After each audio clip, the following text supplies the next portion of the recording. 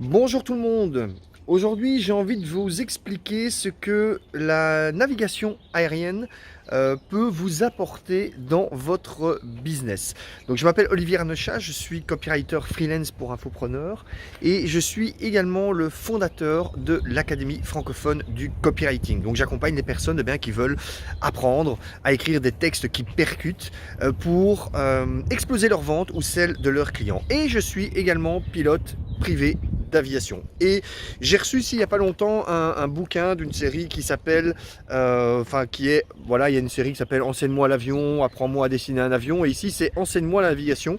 Et on m'avait dit beaucoup de bien de ce bouquin, donc j'ai voulu le découvrir. Donc c'est un bouquin qui réexplique les fondements de la navigation aérienne, mais un petit peu sous forme de bande dessinée. Et dans la navigation aérienne, quand on vole à vue, il y a plusieurs techniques et il y a entre autres ce qu'on appelle la technique de l'estime, d'accord, de naviguer à l'estime. Et alors c'est compliqué parce que je suis dans mon jardin, j'ai une main qui tient le téléphone et l'autre main qui prend le bouquin, mais il y a un truc que j'ai lu.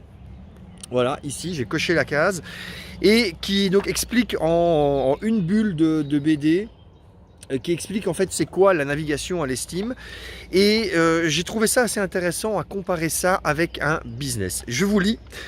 L'estime, comme son nom l'indique, consiste à estimer le cap et le temps entre deux points, puis à tenir ces deux éléments sur une première branche et à les réactualiser sur les suivantes.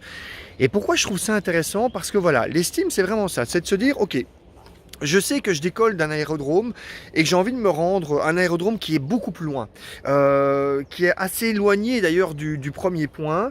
Et du coup, on ne sait pas trop comment l'ensemble de la navigation va se dérouler. Mais plutôt que de se focaliser sur l'aérodrome qui est tout là-bas au loin, on va se contenter de se focaliser sur un premier point qui est visible, que l'on sait déjà voir de là où on est. Et on va se focaliser là-dessus. On sait que ce point va dans la bonne direction. On sait que ce point me rapproche de ma destination finale, mais ça ne l'est pas. Et on va d'abord faire en sorte d'arriver à ce point-là. Et puis une fois qu'on arrive à ce point-là, ok, on se rend compte, tiens, finalement j'ai dû prendre un cap plus à gauche, ou j'ai dû prendre un cap plus à droite, ou finalement les conditions météo sont pas aussi bonnes que prévu, donc je vais peut-être devoir m'éloigner un peu, ou finalement peut-être que le vent est plus fort et donc je vais moins vite que ce que j'avais prévu, de ce que j'avais envisagé, ou au contraire il va peut-être plus fort, ou il me pousse dans le dos et donc ça va plus vite que ce que j'avais prévu. Bref, arrivé à ce premier point, on fait un bilan et de ce bilan, on prend des conclusions qui nous permettent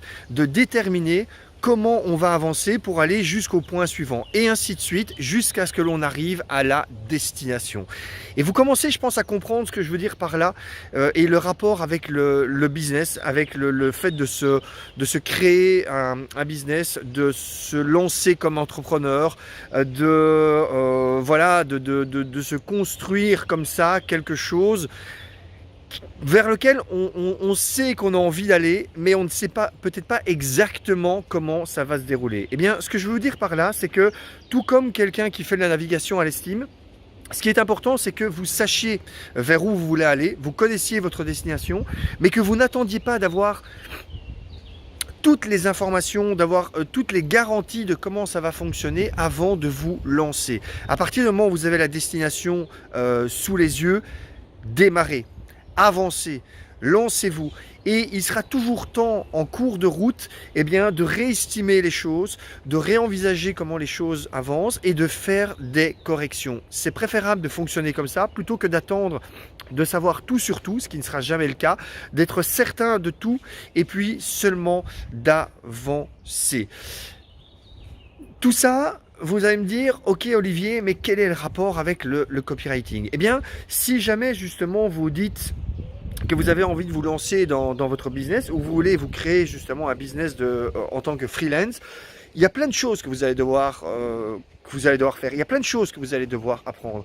Mais une des premières choses que vous allez devoir faire, c'est vendre, c'est apprendre à vendre, c'est d'apprendre à convaincre les gens, c'est d'arriver à percuter justement votre audience, à impacter votre audience. Et tout ça, c'est justement l'art du copywriting. Et c'est très certainement la première chose que vous devez apprendre pour pouvoir vous lancer. Tout le reste, ça peut venir après.